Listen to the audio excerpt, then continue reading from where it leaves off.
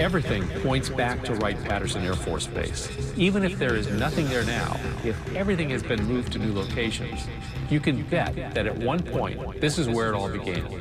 Wright-Patterson is, so to speak, where the bodies are buried. Leonard Stringfield is one of the most important UFO researchers we've ever had. He was a long-time researcher going back to the 1950s who had interviewed many individuals over the years. His work is considered groundbreaking for shedding light on both the number of UFO crashes that have occurred, as well as the government's involvement with them. One incredible story from Stringfield's files comes from a first-hand witness who inventoried UFO crash debris at one of America's most prominent military bases. Wright-Patterson Air Force Base, Foreign Material Division, 1955. During the 1940s and 50s, a woman named Norma Gardner works in the Foreign Materials Division at Wright-Patterson. She has a very high security clearance, and in 1955, she is tasked with cataloging all of the incoming UFO material. Over the course of a year, Norma Gardner catalogs approximately 1,000 different items from UFO crashes. Now, she photographs and tags each one. One day, while on duty, she witnesses a cart being moved from one room to another, and on that cart are dead alien bodies. She notes that the aliens are suspended in some sort of chemicals to keep them preserved. They appear to be between 4 and 5 feet tall and have generally human features, but their heads are large compared to a human, and their eyes are narrow and slanted. Leonard Stringfield is contacted by a man claiming to have information about live aliens in military custody. This man, Martin, calls Stringfield about a conversation that he had with his friend, an Air Force colonel. Evidently, Martin and this colonel would get together on several occasions and speculate about UFOs and aliens. This conversation was always very casual, but Martin suspected that this man knew more than what he was saying. The last time the colonel would speak with Martin, the conversation turns to UFOs once more.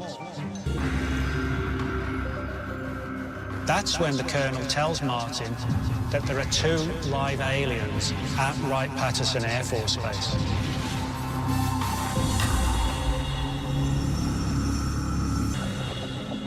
While they're here for the purpose of observation, the colonel has heard that they've taken human specimens for all sorts of purposes. Stringfield's files are full of cases like Martin's, containing bits of information. But they all lead to the same conclusion. Living, breathing aliens have been held at Wright-Patterson Air Force Base for decades. The colonel's story is absolutely incredible, and he acknowledges that aliens are already in communication with some humans. What seems likely is that UFO evidence is being first brought into a receiving area where some witnesses may see the crates being unloaded. Then, the bodies are taken and stored in underground chambers below the base. There's a system of underground tunnels at Wright-Patterson that connect between vast vaults. These vaults are an excellent location to hide sensitive material. Stringfield speaks with a man, J.K. J.K. is a computer missile specialist with top security clearance. In 1966, he's working with the Nike missile program and stationed out of Wilmington, Ohio. J.K. finds himself on many occasions at Wright-Pat. One of these times, he's escorted to an underground facility on the base that is inaccessible without top-level security. Inside this facility, he sees 9 glass cases. The glass appears to be about an inch thick, and each case is illuminated. And he can see that inside the cases are 9 bodies. Len has report after report of eyewitnesses who either worked at Wright-Patterson or who were visiting the base and witnessed some sort of similar evidence. He really wanted to know what the government knew not only about recovered dead bodies, but live ones as well. If this is true, it's incredible. I mean, it makes you wonder how many aliens the government has actually recovered. Alien remains have been retrieved from UFO crash sites. These entities may have been taken to Wright-Patterson Air Force Base. they're taken to a secret underground facility. Deep inside, a secure, top-secret bunker. The Earth's atmosphere is too heavy for them, so they are kept alive by a formula of different gases.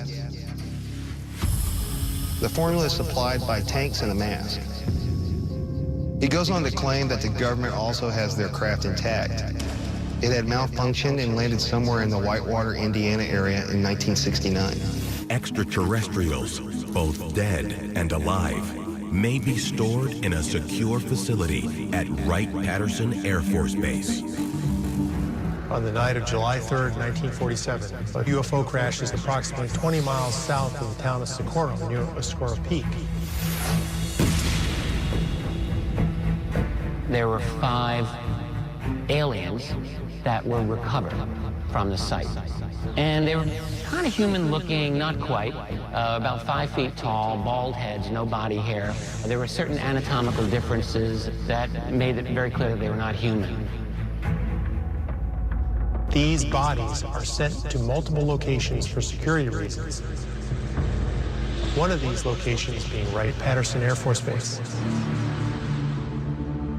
At Wright-Patterson, one body is believed to have been selected for autopsy by 2 leading scientists. According to an IPU report, Dr. Dietlif Frank has been asked to assist in the autopsy of one well-preserved cadaver to be done by Charles Ethan Ray. Charles Ray is an interesting character.